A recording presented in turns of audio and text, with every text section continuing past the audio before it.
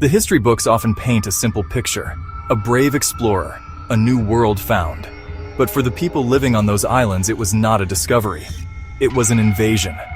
In 1521, the ships of Ferdinand Magellan appeared on the horizon. They were not seen as vessels of progress.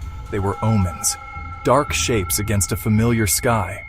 The air itself seemed to hold its breath. This was not a friendly visit. It was the beginning of a long, dark night. The world, as they knew it, was about to end. The waves that carried Magellan's ships to the shore would soon be stained with blood and tears. A story was about to be written, not with ink, but with the suffering of a people. Magellan did not come bearing gifts of friendship. He came with demands. He carried a cross in one hand and a sword in the other. He spoke of a distant king and a foreign god. He saw people with their own beliefs, their own leaders, their own way of life. He did not see equals. He saw subjects to be conquered. He saw souls to be claimed. The initial encounters were tense, full of misunderstandings. Magellan's view was simple: submit or perish. This was not diplomacy. It was an ultimatum delivered from the deck of a warship. The islanders of Homenhon, of Cebu, stood at a precipice, unaware of the centuries of sorrow that would follow this fateful arrival. The fall of Magellan did not end the Spanish ambition. It fueled it. Decades later, Miguel López de Legazpi arrived. This time the mission was clear: conquest. Not just trade, not just conversion, but total subjugation. The cross returned, but this time it was firmly planted by the sword. The Spanish campaign was brutal. It was systematic. Villages that resisted were burned to the ground. Leaders who defied the new authority were executed. Their heads were often displayed on stakes, a gruesome warning to others. This was a policy of terror, a way to break the spirit of a people who dared to be free. The rivers ran red. The fields were sown with fear. The violence was not random. It was a tool of the state. It was meant to establish a new order, an order where the Spaniard was master and the Filipino was servant. The encomienda system was introduced. It sounded noble. Spanish lords were entrusted with the care of the natives. They were to protect them, to teach them Christianity. In reality, it was a license for abuse. It was a thinly veiled system of slavery. The encomenderos held the power of life and death. They could demand labor. They could demand tribute. They could take whatever they wanted. The people became property on their own land. The cries for justice were silenced by the lash of a whip. The establishment of Spanish rule was a masterclass in violence and psychological warfare. Consider the conquest of Manila. The kingdom of Raja Suleiman was a thriving hub of trade and culture. When the Spanish came, Suleiman resisted. He famously declared he would not tolerate any master. For his defiance, his kingdom was razed. Manila was burned. On its ashes, the Spanish built their own walled city, Intramuros, a fortress for the colonizers, a symbol of their dominance. The message was clear: our world is built upon the ruins of yours. Your history is over. Ours has begun. This act was repeated across the archipelago, a pattern of destruction and domination. Religion itself became a weapon. The conversion was not gentle, it was forceful.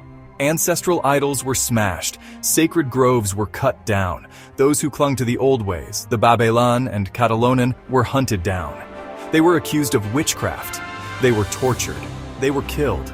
This was not just about changing faith, it was about severing the people from their roots, from their spiritual connection to the land. By destroying their gods, the Spanish sought to destroy their identity, to create a void that only the Spanish God and the Spanish king could fill. The cross they offered was heavy.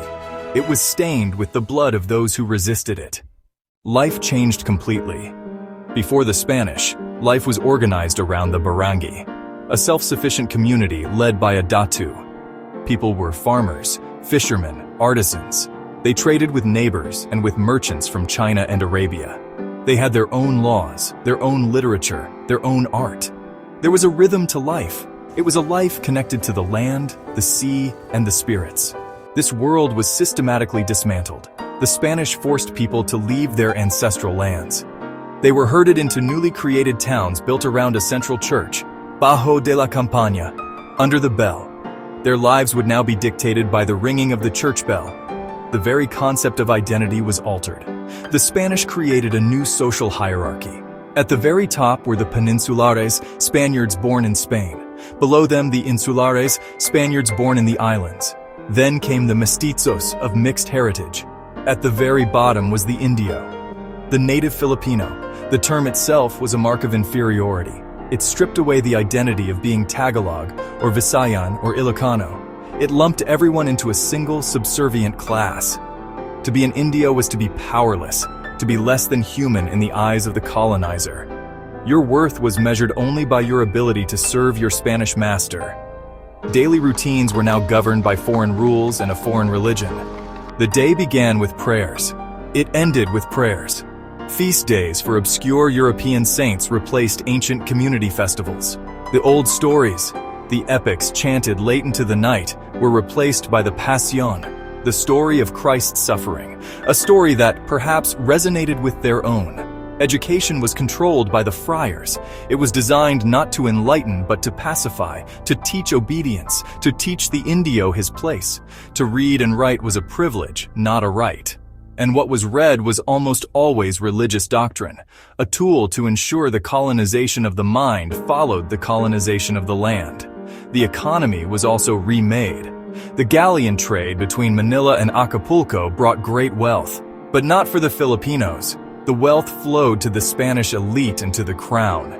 The natives were forced to build the massive ships. They cut the timber in the mountains. They hauled it to the shipyards. This was the Polo y Servicios, the system of forced labor. Men were taken from their farms and their families for months at a time. Many never returned. They died from exhaustion, from disease, from accidents. Their farms lay fallow, their families starved, all for a trade that brought them nothing but misery.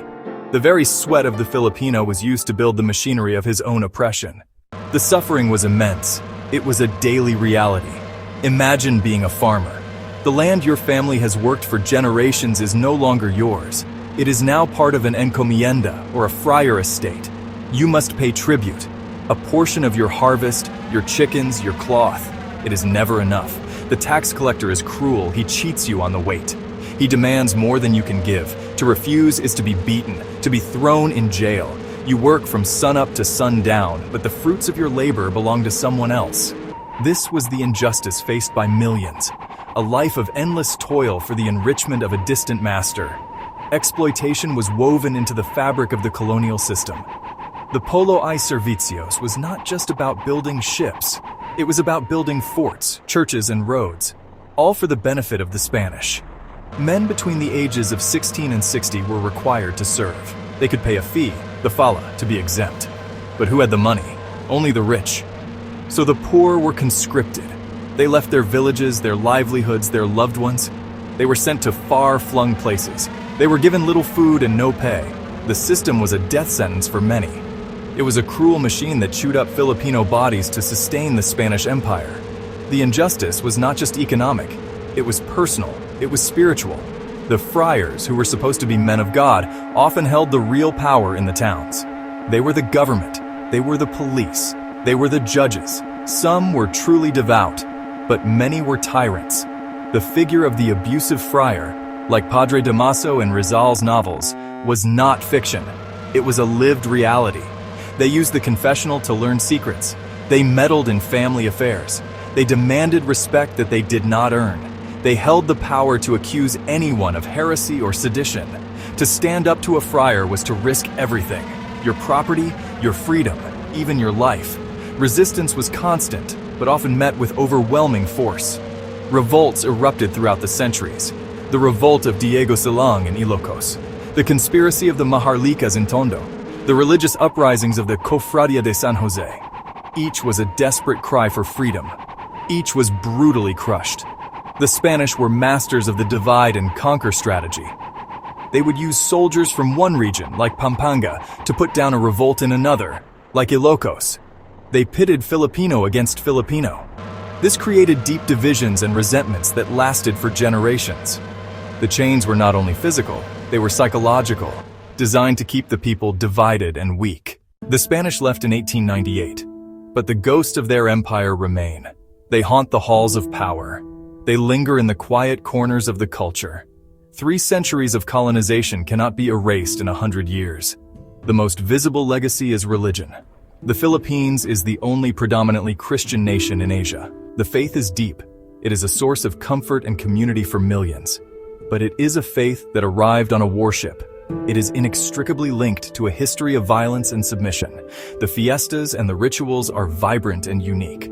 But they are also reminders of a time when native beliefs were deemed demonic and were brutally suppressed. The social structure today still echoes the colonial caste system. The gap between the rich and the poor is immense. A small, often light-skinned elite, descended from the old Ilustrado and Mestizo families, continues to hold much of the economic and political power. Look at the names of the powerful. They are often Spanish. The legacy of the Indio mindset, the feeling of being inferior, persists. It is seen in the colonial mentality, the preference for foreign goods, the admiration for Western standards of beauty, the feeling that locale is somehow second-rate. This is the scar left by a system that for 300 years taught a people to look down upon themselves. Language and identity are also deeply marked. Spanish is no longer widely spoken, but thousands of Spanish words are embedded in Tagalog and other Filipino languages. From common words like mesa, meaning table, and silla, meaning chair, to the very days of the week. Our names are Spanish, our surnames are Spanish. A decree in 1849 forced natives to adopt Spanish surnames from a catalog. This act severed another link to pre-colonial ancestry. It makes tracing family histories beyond that point incredibly difficult. It was another way of remaking the Filipino in the image of his colonizer, of creating a past that began with Spain. The greatest scar is perhaps the fractured sense of self.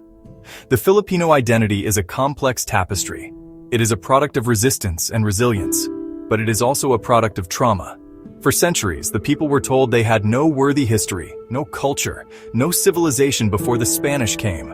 This was a lie, a powerful lie. And the struggle to reclaim that lost history, to piece together the fragments of a pre-colonial identity, continues to this day. To understand the Philippines is to understand this wound. The dark truth of Magellan and Spanish rule is not just a story from the past. It is the soil in which the modern nation grew. It is the shadow that walks beside every Filipino.